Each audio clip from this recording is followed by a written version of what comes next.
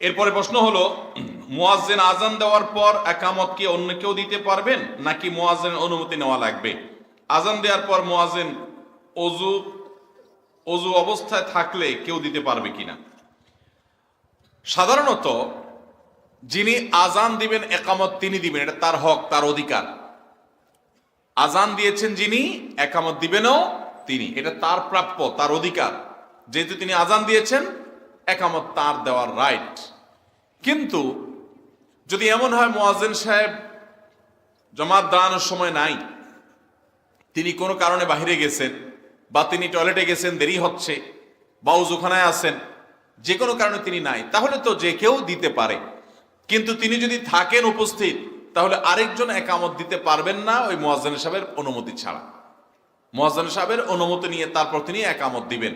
অনুমতি ছাড়া যদি দিয়ে দেন, নামাজ হয়ে যাবে, একামত হয়ে যাবে, কিন্তু কাজটা অবদ্রুচিত হবে এবং ওই মুয়াজ্জিনের হক নষ্ট হবে।